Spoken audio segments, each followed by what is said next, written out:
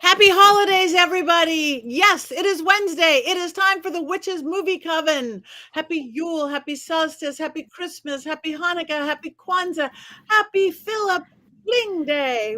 We've got it all here. We have got it all here, and we are so happy that you are with us. So jump in that chat room.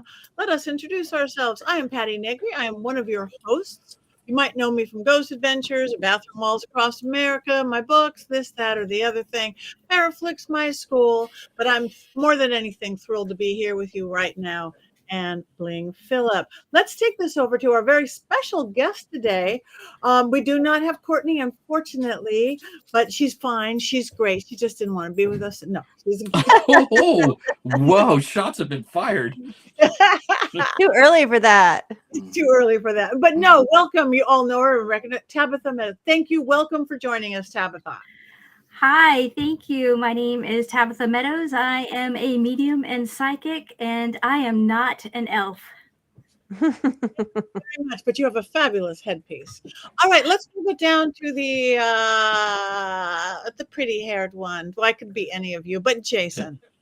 I am Jason Mankey, 10-time Llewellyn author of Llewellyn's Little Book of Yule, and my other coven has started calling me the King of Yule because this is my favorite time of year. Yay!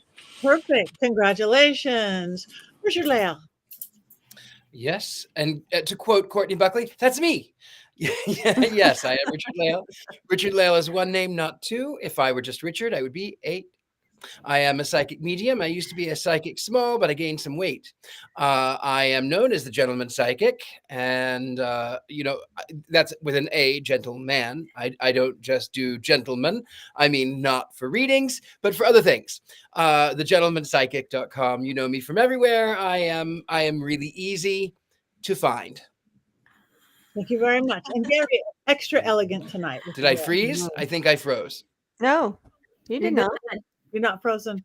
And last and never least, the beautiful and elegant Heather Greene. Hi, I'm Heather Greene. I am the author of Lights, Camera, Witchcraft, a critical history of witches in American film and television. It's a definitive guide to witches in all things American Hollywood cinema and the shows you watch on television. I am also a journalist and yes, I didn't mind it is my shirt. So, and I am a journalist covering the cult, and I also am an editor at Llewellyn Worldwide, and I work with wonderful authors like Jason and Patti. Well, and we are here. This week's movie, we're going back. We're going classic. Miracle on 47th, 34th. That's a different movie. Fire me. Miracle on 49th Street is a very different movie. 34th Street. It is from 1947. And hopefully, I had honestly never seen it until this week, and I saw it on my size TV. I know I'd never seen it. I know I was sheltered. I was very sheltered. And in case somebody else has not seen it yet, Richard-Lael, do you have an unbiased synopsis of this film? I certainly do. A dyslexic child writes a letter to Santa and then summons Satan in the form of Jack Black. And then you find out that Satan really is Santa. Oh, movie. Let me reverse that. Will Ferrell plays an elf who goes to the modern world, this world, where he sees Santa who sits on a throne of lies. No, that's not it either. Oh, it's Citizen Kane. No, Rosebud is not. No, not Rosebud. Basically, Santa has come to New York, and he is in disguise as Kris Kringle, who is about 3 feet tall.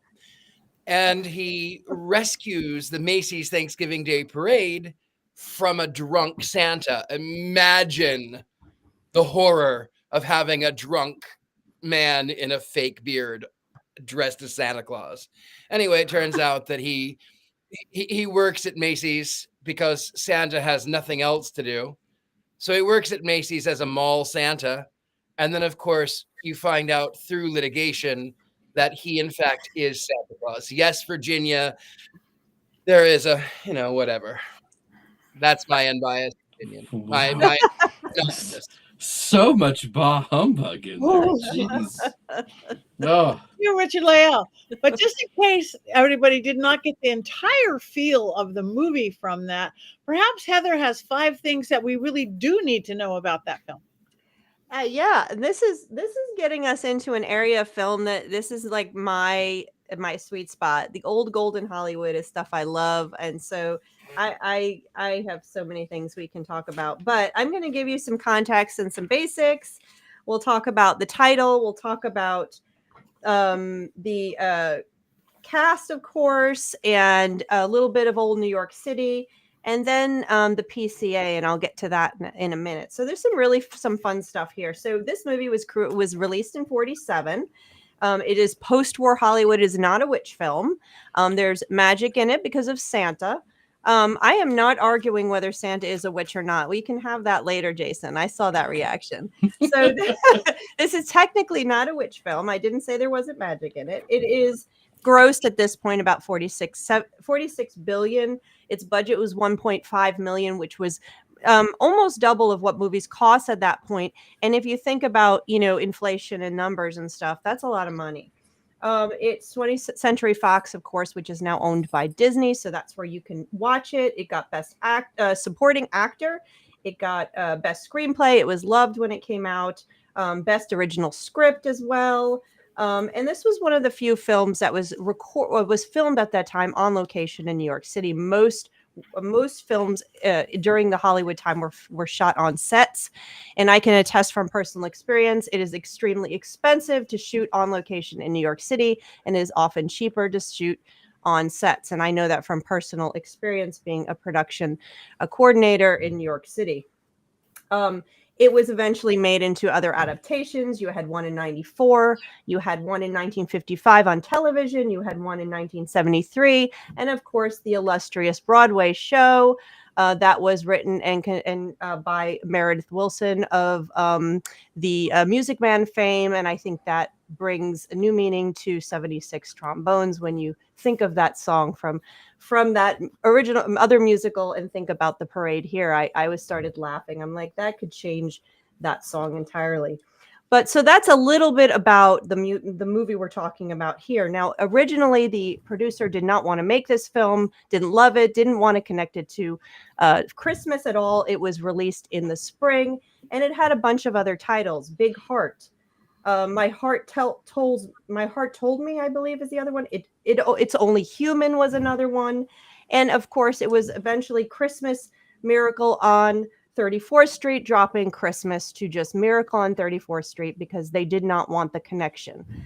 They wanted it to be generic. Of course, it has been released since on television, or has been released in the theaters and on television every year since it was originally released in 1947. Every year this film has come out during the Christmas season.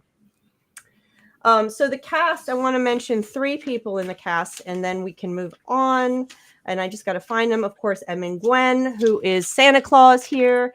He is he passed in 1959. He started in Hollywood in 1916 at the very beginning.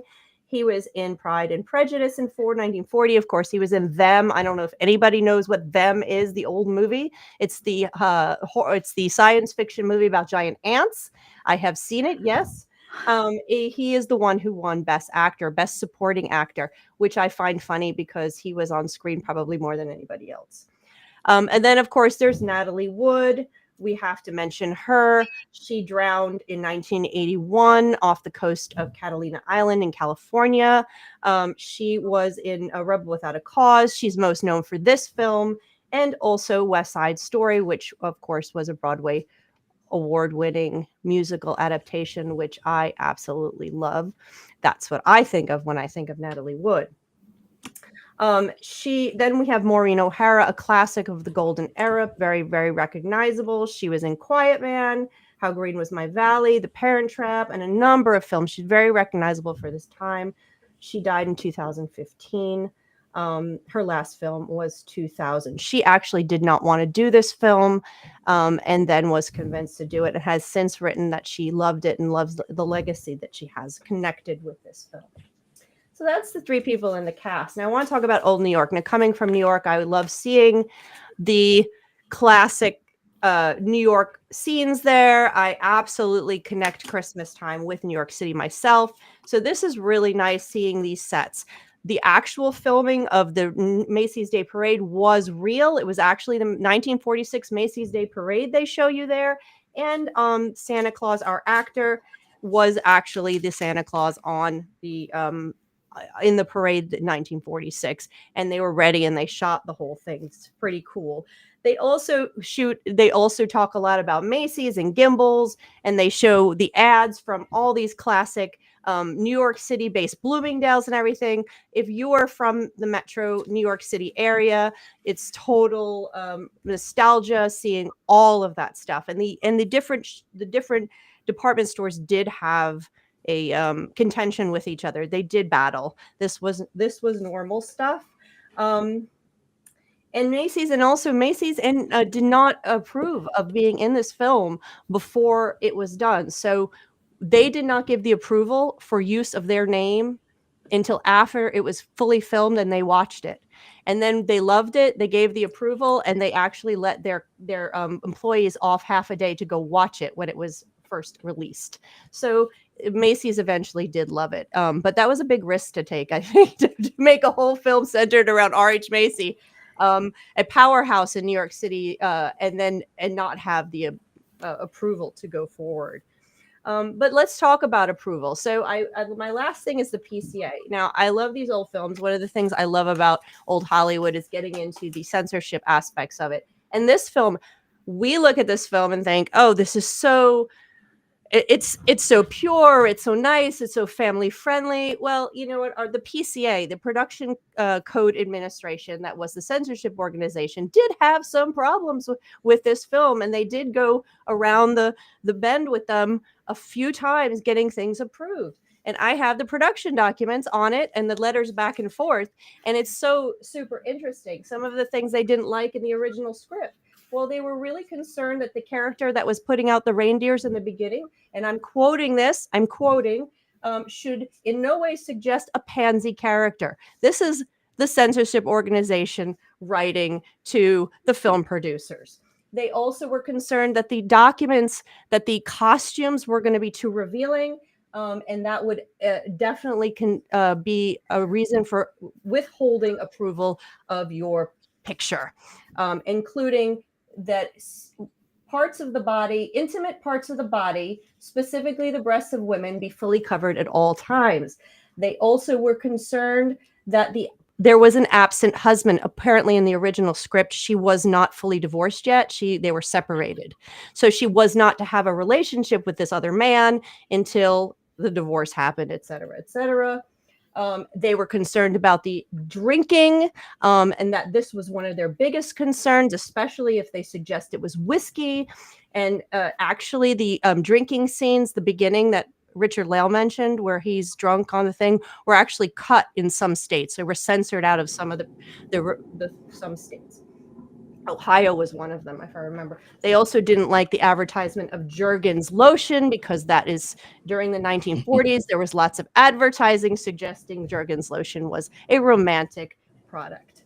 Holy crap. They also did not like, yes, women will be properly covered. And there's a number of other things. And they did get some check marks to warn people about what's, and this is standard for the movies at the time. When a movie was done, they would approve it or not approve it, and then have this check mark about things that could be offensive to different regions and different airings. And it's actually, after you read something like this, you might want to take a shower, because some of the things on here are very disturbing, that people were warned against. But yes, so this did have to go through all of this process, just like every film did. And there were things in the beginning that they had to work out, and that resulted in the film we see today. Of course, none of this stuff would pass muster today. Jergens lotion advertisements would not cause a problem in 2024. So that is a little bit about old film and a little bit about this movie. I hope you enjoyed it. Merry Christmas. Thank you. That was beautiful. Wow. Jergens lotion. Who knew? All right. Well, Richard-Lael. I knew about Jergens, but I'm also single. So that's all I'll say on that subject. Specifically, it says specifically Jergens lotion. I'm like, what? Some of the things in these documents are wild when you go back into these historical letters. The mind these censors must have had, the dirty little minds they must have had. Just saying. Yeah. I'm just reporting on the facts. Yeah. Yes. Hi everybody. Hi Robert. Hi Thomas. Hi Colin. Hi all you guys jumping in. Well, if this was, I thought I had seen it because it's one of those films that you just think you had to have seen. And I sat down and I have to let everybody in the coven know that I have entered modern age. I got the Roku on my television. My dumb television is now smart television, and I don't have to watch everything on my cell phone or my tiny iPad or my tiny thing. And I watched it on a full-size screen. Woo! Yeah, I could do that with all our films now. And I loved it. I like Heather. I love the old films. I love the costumes, their way of talking. I loved looking at the parade because I'm a parade person too. You know, not 47 New York, but and why I got involved in it. I got, for being old, I got involved. It's like I wanted to reprimand that woman on how she raised her child without any creativity. I've kind of out the entire time that Santa Claus was on trial. It's like, how could this be? I was like watching a TV crime drama or something. I actually got angsty, and I never get angsty, but I guess because it was Santa, and I guess it was just buying into this beautiful story. Overall, I just loved it, but I'm not used to getting angsty on a film. Because, yeah, that's all I have to say. It's like that. The mother's like, no, everything we fight against in motherhood. But she turned around and they lived happily ever after. And she believes in Santa Claus, so it's all good. Did anybody else get angsty? What was that? Didn't anybody else get angsty? No. I did. But I did love. Go ahead, Richard-Lael. I was going to say I didn't get angsty, but I loved the sort of Perry Mason moment at the end when the man at the post office is dealing with all of this mail, and then one comes up and it says Santa Claus, the courthouse, as opposed to Santa Claus, the North Pole. And I think he says something along the lines of, I get them from the North Pole. They go to the South Pole. They're all over. Just sometimes they're even directed at just Santa. But he's like, I got an idea. Let's get rid of all of this and send all of this mail to the courthouse. So they end up, of course, by getting rid of all of this mail. And the lawyer, who is, of course, the love interest, he says, well, these are federal employees, and mail is not permitted to be opened to by anyone other than to whom it is addressed. And if all of this is addressed to Santa Claus and it was delivered to Kris Kringle, then clearly this man is Santa according to the state. I thought that was kind of brilliant. Yeah, me too. All the mail. And you saw it coming, and I said, oh, what is this? Oh. Ooh, modern love with Jergens. Woo! There you go. It is sexy stuff. Wow. Yes. What? That's risque for the time.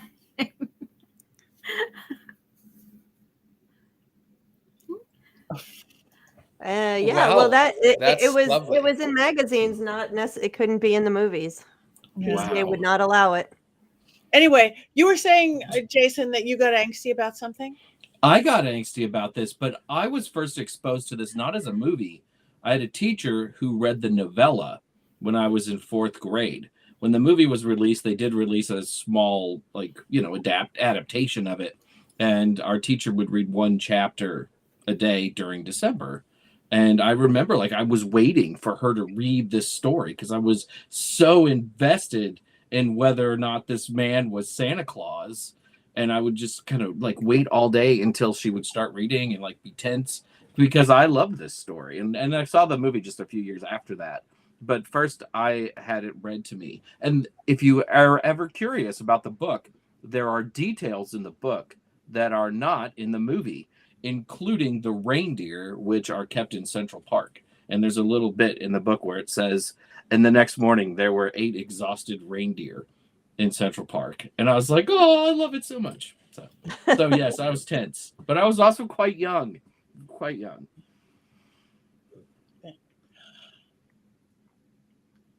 Anybody else?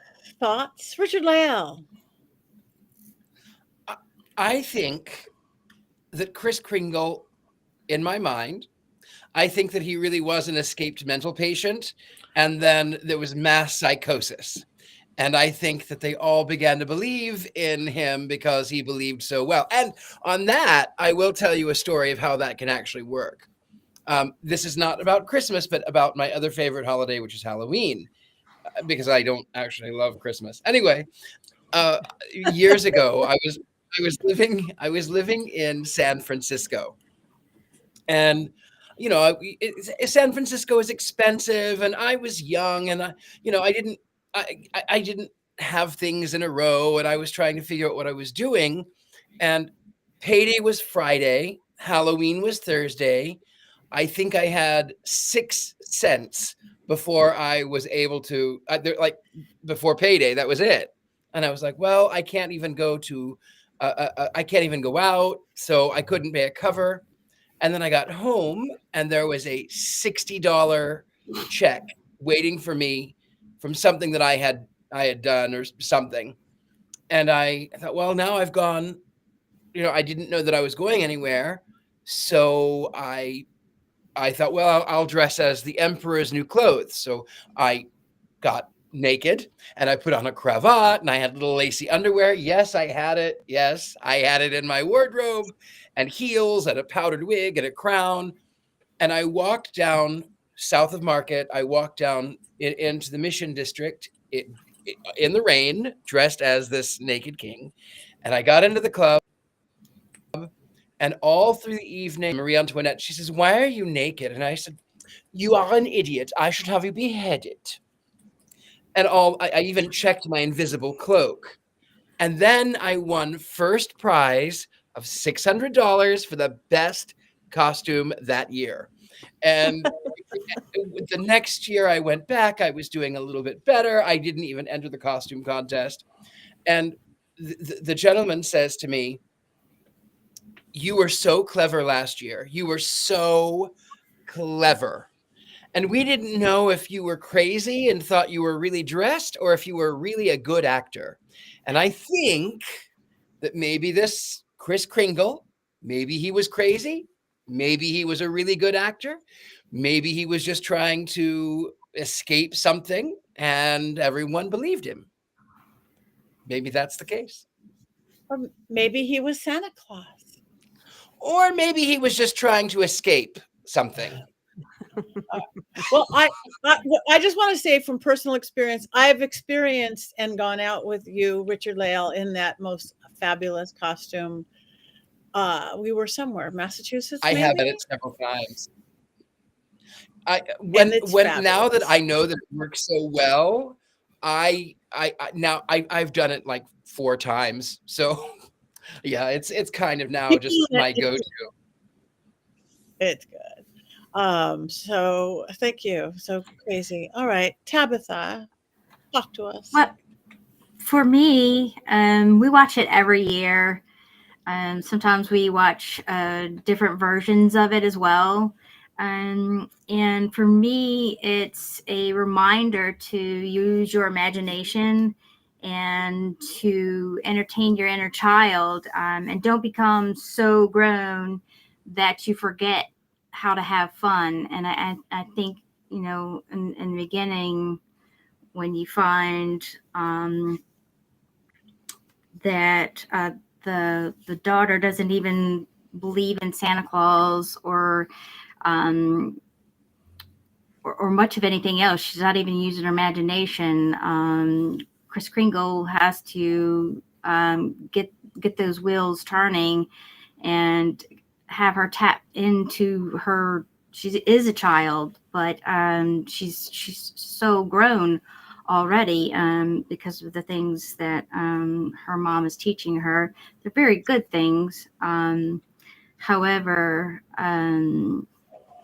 when you're forced to be grown up so fast at a young age, it doesn't end well when you become an adult. So yeah, don't forget to be a kid. Have fun out there, people. Yeah. Thank you. Reindeers and all. Thank you. Jason, what do you think about all this? So I love this movie, and I don't necessarily watch it every year, but it's in the rotation at least every couple of years. And I was watching it yesterday, and my wife had baked me Christmas cookies, just a couple of days before. So I was eating Christmas cookies, watching this movie. House is all decorated because Christmas throws up in my living room every year. And I was extremely happy and joyous, and you can see it on my face right now. But I got to the scene where the little girl who only speaks Dutch sits on Santa's lap, and that got me. I cried a little bit. I feel like I'm Courtney. I cried during the movie. This is for Courtney. But it's such a beautiful scene, because at that moment you see the little girl, and she's like, oh wow, maybe he is Santa Claus, and maybe there is something to this. And it's also so unexpected that he would speak Dutch, right? Of course, if you know Santa Claus lore, of course he would speak Dutch, but you're not ready for that. And it's just, I think, the best scene in the movie. And the little girl is so happy, and they actually really do speak Dutch in that scene. And the Kris Kringle says to her, "Hello, I'm glad you came by." And the little girl says, "Oh, you are Santa Claus." And he says, "But of course." And then she says, "I knew it. I knew you would understand the Dutch." And he says, "Naturally, tell me, what would you like to have from Santa Claus?" And she says, and this is beautiful, "Nothing. I have all kinds of things. I only want to stay with this lovely lady." And thinking that it is 1947, right after World War II, she could have lost her parents in a concentration camp or something terrible, and then come to the United States, which makes the scene even more beautiful and more poetic than it already is. Thank you. Yeah, I cried a little too. Yeah. Even Richard-Lael's heart grew 2 sizes. No, it didn't. It probably didn't. I think Richard-Lael's frozen. Yeah. I think he is. He's frozen. There it is. His heart unfroze. I saw him nod. Yeah. Heather, your thoughts? Well, I'll jump in, and first, I just want to reiterate what Jason said: is the book was not was after the movie. It was written by the same person. Remember, this movie got Best Original Screenplay and Best Original Story. It would not have won Academy Awards if it had been based on a book. Those particular awards if it had been based on a book. So, yeah. So just to clarify that, and reiterate what Jason was saying about that. So my thoughts. Well, I love old Hollywood. I love everything to do with old Hollywood. Well, not everything to do with old Hollywood if we pull in some of the shenanigans, but I love the old movies, and I've watched this on and off. I don't have a regular rotation in my Christmas stuff. We just watch whatever feels good. Usually we will watch the Jug Band Christmas and a few of those, but this one comes up periodically. We watch this one, and I love it. I love I don't cry at the Dutch. I cry later on when she's telling her to believe in herself, when the mother finally snaps out of it and they're standing there and saying, just believe in yourself, believe in your dreams. Later, I shed a little tear. I love when the wife is drunk in the tub. She actually was apparently drunk in the tub, apparently for real, when they filmed that. And Nice. I laughed out loud, and she actually grabs the phone and he hands it back to her, and it's still upside down. I laugh out loud every single time, even though I know that's going to happen, because I think that's hysterical. It's so real the way it's done, because it apparently was real. So I love that. And I was reading about the mom thing you were talking about, Patti, about how she's so hard and she doesn't believe in imagination, and she's taught her kids these things. And you go back and forth as a parent about that. How because I personally had to inform my children that there was no Santa Claus at the age of 10, 11, 12, because they were getting so old and didn't want them to be made fun of. So I had to actually break the news. I did such a good job that they believed in it all the way up until they were in middle school practically. So it was time. And it's a catch-22, when you're dealing with that issue as a parent. But another perspective on her is that she's a lot of women in these films at this period of time had to be projected like this to show strength. And so she's very much a feminist character in that way. She's doing things. She's a divorced woman with a career, making a pain, all this various things. So there is a strong woman aspect to her that is remarkable and is notable. So you look at her and go, yeah, I don't like really how she's dealing with her parenting there, maybe, relax a little bit. But she's also stand out in terms for that period of time for women. And this was a time when women couldn't have bank accounts. They couldn't buy houses without a man. The only problem with is always in these golden Hollywood, and I was waiting for it. I like every single time, if you have a strong woman, especially one that's not attached to a man, who's a career woman, by the end of the film, there has to be a suggestion that she is going to get married and properly parent. And so the film wraps up like that in a subtle way, which is, it would have been nice that maybe this is Hollywood 1947. You're always going to have that romantic ending where the woman winds up becoming a wife. That's just the way it has to be. But it's subtle enough and light enough that you can enjoy it. The mom finally relaxes, and the little girl finds her dreams and her imagination, and hopefully her creativity. And she gets to go to the imagination, similar to the French nation, but this is the imagination. I don't know if you remember that. I love that. So I think this is a fun film. I think this is a soft and wonderful piece of Hollywood history for the Christmas era. Fred is a terrible lawyer, though. She's definitely going to have to keep that job, right? I mean, she's going to be the breadwinner in the house. And and you mentioned like how she's a strong woman. There are scenes where she's talking to HR, like Macy himself and all of the other executives, and she's the only woman in the room. She's not a secretary. Right? Yeah, and she's not a secretary, but it's a pretty big thing, I think, for 1947 to show a professional woman in that capacity. A divorced professional woman. Yeah. Huge. Yeah. I never knew my father. I would like an abandoned father. I would like to say that I was glad that when I was a child, my parents told me that Santa Claus represents the spirit of Christmas, and that it is all about giving and kindness, and where he may have existed as a person a long time ago, it was not about the man Santa, but the spirit of Santa within us. And so even though as an adult I am a bah humbug, one of my delights as a child was putting on a Santa hat and a fake beard, and then I got to come in with a pillowcase full of presents to hand out. And then I'd have the fake beard on, and I would say, ho, ho, ho, I'm Santa Claus. Not really, because it's not real, but ho, ho, ho. Yeah. You didn't know it was me because you thought I was Santa Claus. Well, Richard-Lael, that's exactly what I told my kids once I had to pull the curtain back and say, hey, by the way, we've been lying to you for all these years. No, is that I told them that Santa Claus was real, but not in the way that they were thinking, that Santa Claus was the spirit of giving and love. And I did the whole thing exactly what your parents told. And that's how we got over through that hurdle and kept the magic of Christmas alive, kept the spirit of it and the joy and stuff without. And, I will say, I am so very proud of my parents too, because where they said to me, we are the ones who got you gifts because we love you.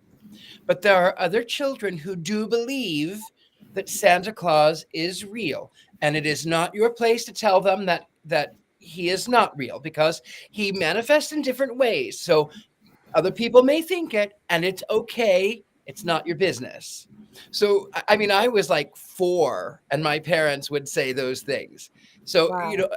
unlike other parents who would tell their children Santa Claus isn't real, then they would leave it at that point out, and really devastates all of these other children who firmly believe in the magic of Christmas and of Santa Claus as a whole. So my parents were pretty clever in that one. They were pretty clever. That is very That was that I is good. feel like this movie really encapsulates what Santa Claus should be in so many ways. To me, Santa Claus is real. As somebody who believes in deities, why isn't Santa Claus like a deity, right?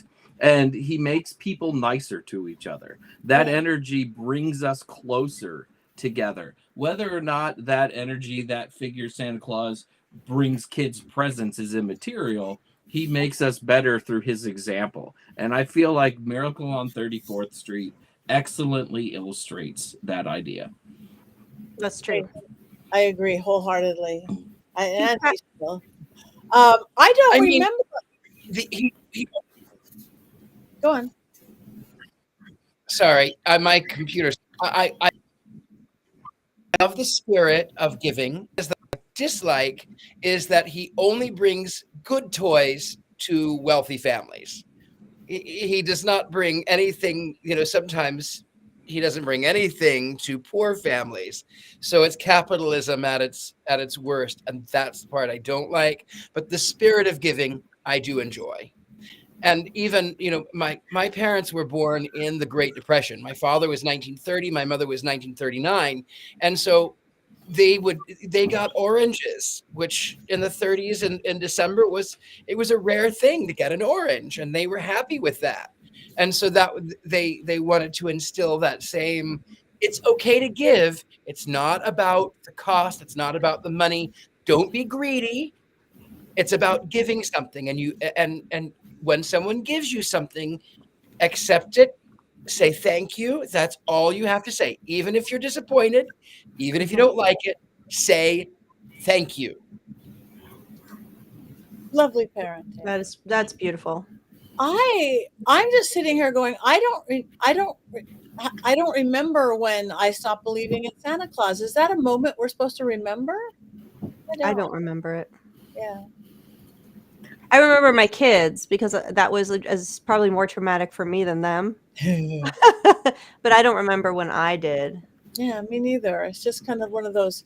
I mean, I vaguely remember like questioning things a little bit, but I don't remember that turnover. So I think the what Richard-Lael and Jason said was really important about this film is that the message that this film has, and I think that's one of the reasons why it's lasted, is so important, and it's so needed now. It was needed every decade, because this is not the problem. We're looking at 1947.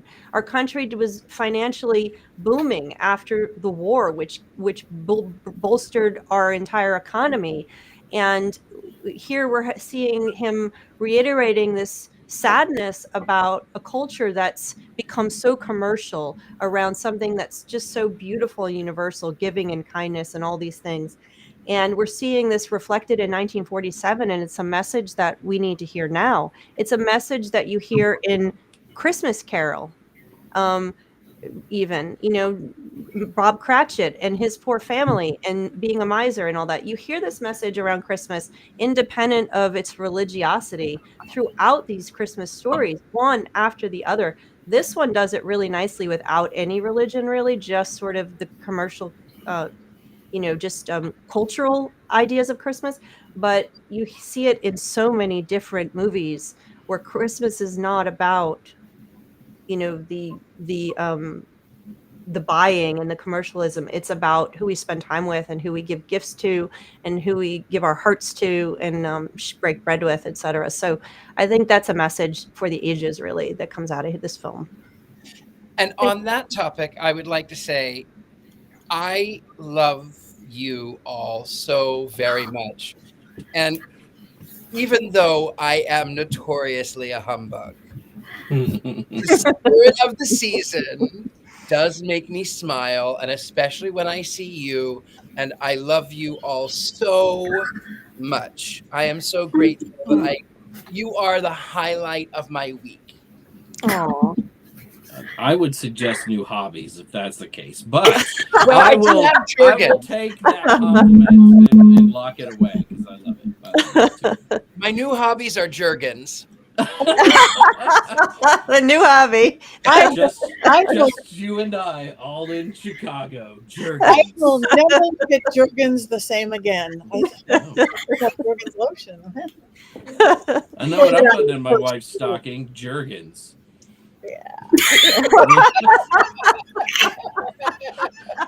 That's spooky. Well, I don't know. Anybody have any quotes on this? We have no Courtney. Is anybody being Courtney tonight? Oh, of course I'm ready for this movie. Yay!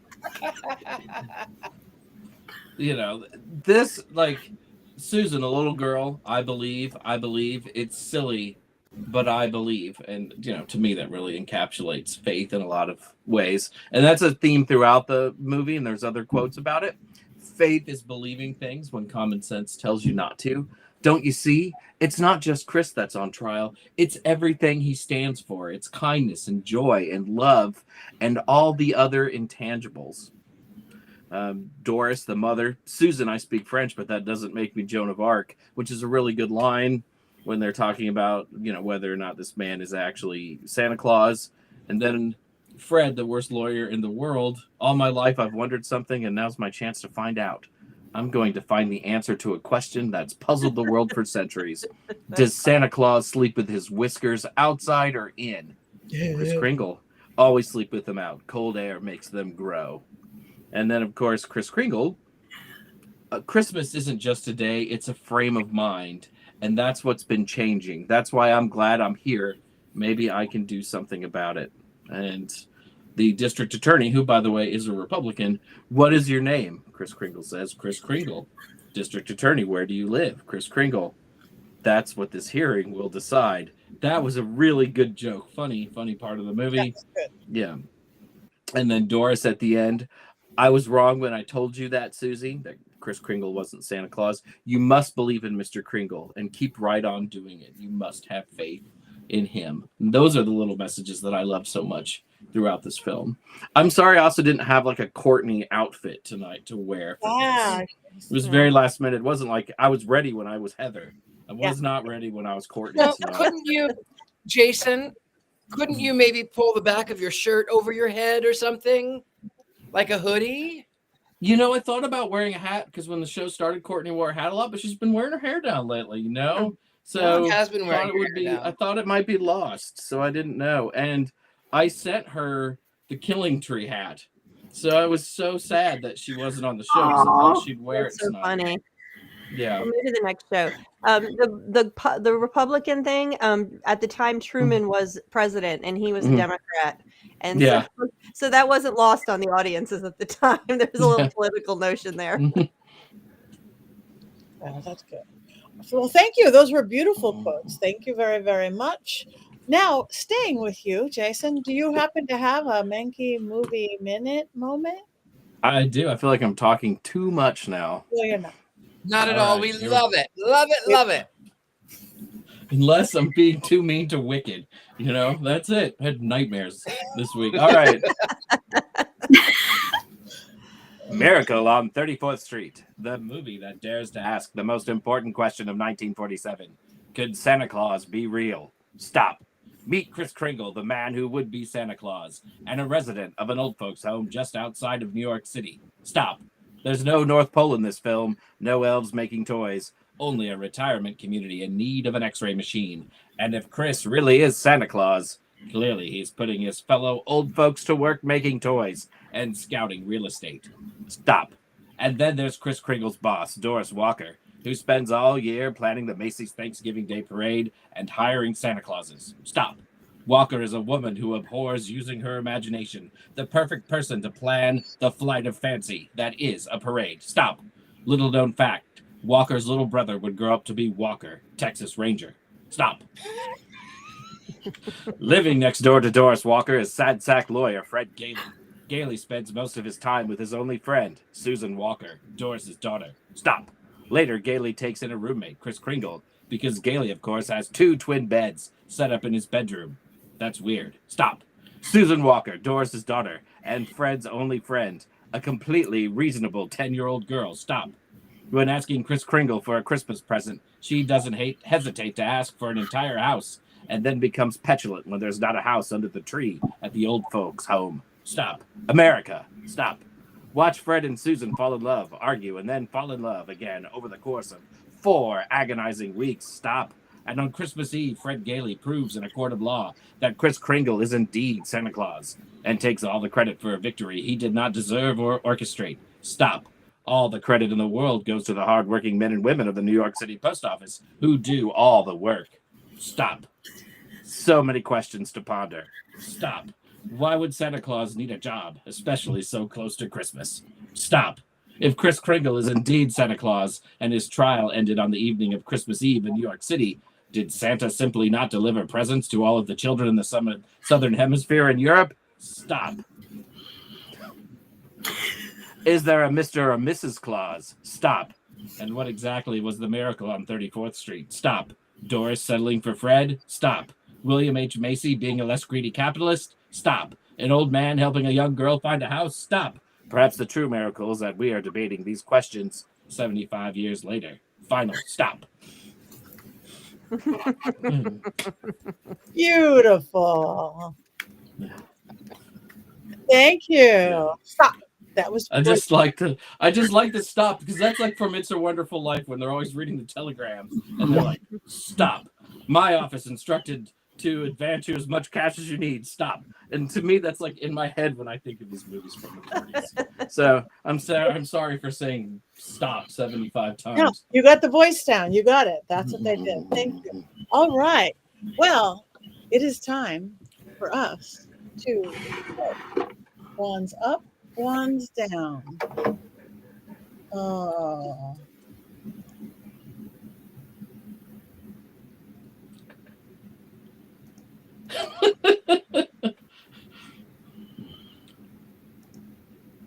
I didn't mind it. You didn't mind it. You didn't mind it. What? Hit roller up. Toys is my wand. Oh, but you have 2 of them. I have 2 little haunted clown dolls from the 30s, I think, or 20s. I don't know. But they're antique toys, and I thought that was apropos. Very Patty, cute. your wand is a lip roller? Yes. I have a cat. I have a cat. And a dog. Those clown dolls were given by Santa Claus back in the 1930s. Stop. Now they're with Richard-Lael. Stop. Sorry. Oh my lord. All right. That is frightening. Wait a second. Those are spooky little things. I think you guys are moving. I think we've met them before. They look familiar to me. I don't. Have they met visited them. me? I don't know. We have met them. There are things I try to like suppress from this show. Like when I'm done, I just like, oh, I didn't see that, and then I try to wipe it from my memory. Usually it's the haunted dolls that you all insist on sharing. Wait a minute, hang on. There's not one in arm's length. Otherwise, I grab one. We got dolls. We got them back up here. Oh, you can see them in the back. They are back there. Or back there. We got Black dolls. Phillip, take me away. We got everybody down there. One's up, one's down. Ryan, official Ryan James, down. No, We got it down? We got a one down? you're Oh. wow. That's surprising. So Robert Hicks, way up. One's up. Somebody loves me. Thank you. Even though you voted down, I love you too. It's the season of the season. It's the spirit of the season. So anyway, that's it. Now next week is going to be kind of a special week. Oh, we didn't show pillows. We didn't show T-shirts. It's not too late to get holiday gifts from mysterycontrol.com. You can get fabulous sayings and quotes, pillows of Richard-Lael, cloaks of Courtney's, and panties from me, all of the above. Mystery control down. And of course, Black Phillip Professional, because every household needs one. This is the Golden Bling Phillip right here. You can get bling, you can get Phillip, all at Mystery Control. And of course, an I Didn't Mind It t-shirt. And again, barcode right there. So, what do we want? No, next week is a special week. Next week is Christmas. In between them, we have Yule, we have with the winter solstice, Christmas Eve, Christmas, Hanukkah begins. And next Wednesday, we will not officially be here because we're busy. No, but we have a special treat for you. Our fabulous producer, Rob, my also fabulous producer for my witching hour, we did a very special witching hour, which we're going to play at this time next week. So you guys come anyway and see us be just slightly different, the same thing. No cursing, or was there? I'm not sure. We missed Courtney, wherever you are. And anybody have anything coming up they want to talk about? Who's invited to whose house for Christmas, New Year's? It's all happening. Sorry, go ahead. Sorry, Richard, my computer lag. Go on, please. You're okay. Well, we're doing everything here. We are actually taking a trip up into the mountains to see one of my children graduate. That's going to be happening over the next couple days. We come home just in time for solstice, and then we just it's the slow climb up the mountain to eating and cooking, and we have all the festivities here. It's also my father's 80th birthday on Friday, so we have a graduation, a birthday party, solstice, Hanukkah, and Christmas all in 5 days. So we're just going to be one big party rolling through here for the next, I don't know, week. And then I'm going to be sleeping the rest until I see you guys next live on January 1st, I guess, or my birthday. So. That's what I was going to say. My New Year's Eve birthday, which is, of course, my birthday, we will be having a slumber party. So if you are staying in, or if you're popping in to come in and say hello, you can meet me on all of the channels that we normally do. I'm going to be dressed for a slumber party. So if you are up for it, you can also wear your dressing gowns and your cravats, or however you sleep. No judgment. But we'll do that on New Year's Eve as well. Also, you can find me. I'm really easy to be found. I am the judge. You got it. I'm a psychic and a medium. I used to be a psychic and a small. I will tell you the one thing that sets me apart from all of the psychics and mediums. They're all doom and gloom and love and light. I'm a happy medium. And with that, that's what I have. You can find everyone. Thank you. A question from Robert. How about New Year's Day? Will we have a coven meeting on New Year's Day? Have we not decided that yet? We have Death Becomes Her as the movie assigned for that day. So I think the plan was on, unless something has changed. It's time to look at Death Becomes Her. Oh, which is my birthday choice. It's your birthday movie. I could do it. Let's do it. Birthday movie. So yes, Robert, we're doing it. Yay. Yes, Robert, there is a Santa Claus. All right. Yeah, I'm home. I'm doing my orphan Christmas white elephant potluck thing that I'm doing forever. And what's your favorite dish that you make for your potluck? I make a ham. You do the ham. Once a year I do a ham for all my Jewish friends. Oh no. My Jewish friends are the first ones to go to the ham. I guess because they never have any. Not all Jewish people are kosher with the ham. My family eats ham. Yeah.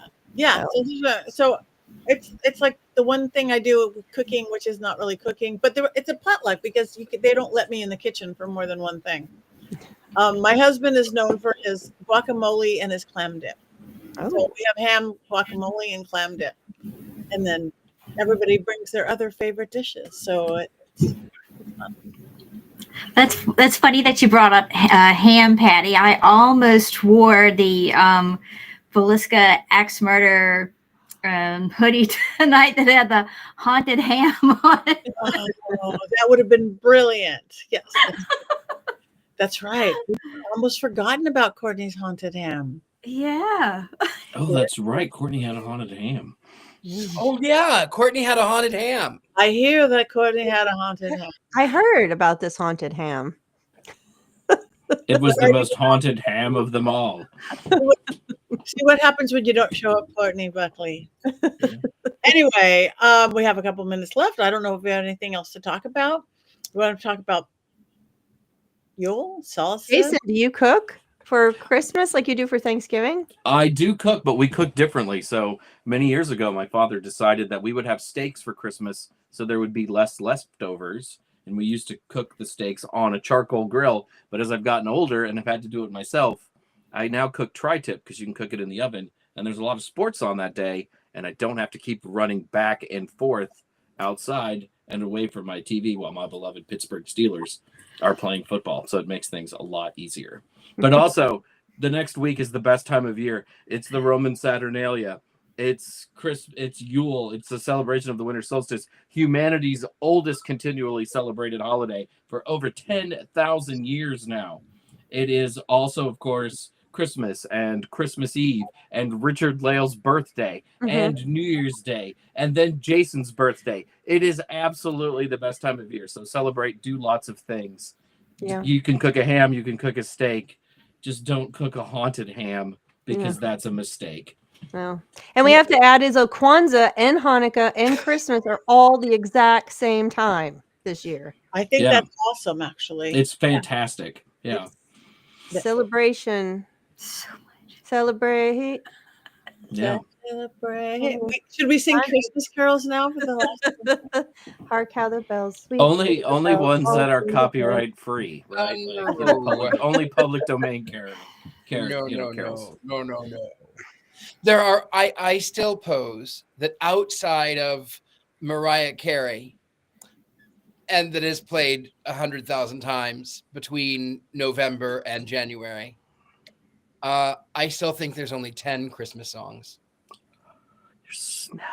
No. I like Wham.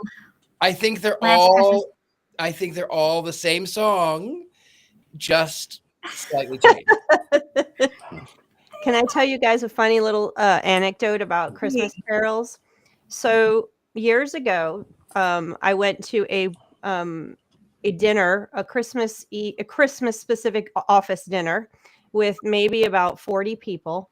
Everyone was a Baptist or a Methodist or a very religious Christian from down south. And if you've been down here, you know what those people are like. They were lovely people, but very religious, very into Christmas. They did the prayer before everyone ate. It went the whole thing, but they always had a game. And the game this particular year was to use clues to figure out 15 different Christmas carols. And the person that got the most won the $100 gift certificate to the restaurant. So the pagan with Jewish heritage won. Yay! I got all of them and nobody came close. And I'm sitting here amongst all these people who have been to church, who have sung these, have gone caroling. I won. And I was so proud of myself. And I sang every single one on the way home. And I sang them all the way to the restaurant. We would expect no less from you, Heather. No less. I know. I was so proud of myself. And I'm still proud of myself all these years later. And Courtney. I could have sang each one too. That was what was even more brilliant. I'm like, you people. Hi, Courtney. We love you, Courtney. We miss you. Oh, Courtney's here. You must have heard our name mentioned, us mentioning you. Yeah, ears itching. She was summoned by the haunted ham. Yeah. When I was a Christian, I'm going to tell you when I was a Christian, we went caroling to a retirement village, and we mixed Christmas carols with traditional hymns, and we were in the middle of we just chose one at random, and it was something about rock. Oh, it was Rock of Ages, and the first one is Rock of Ages, cleft for me, let me hide myself in thee. And then you get to the second verse, and it says, as I close my eyes in death. And we were in this room, and this woman was so sick. Oh no. Oh We were no. like, sorry. Merry Christmas anyway. That feels like the perfect Richard-Lael bah humbug to go out on. Good night and goodbye. Yeah. Well, it is time. We have our choice of cackling or ho-ho-hoing. Ho, ho, ho. Ho ho ho. Bah humbug, Richard-Lael. Just do bah humbug. Oh, I love Here it. we go. Whatever you want to do. Yeah. 1, 2, 3. I don't mind hoeing. Oh, I don't mind oh, hoeing. Oh, oh, oh, oh, oh, Oh, Merry Oh, Christmas. Happy oh, Yule. oh, Ho, ho, ho. Ho, ho, ho. Ho, ho, ho. This is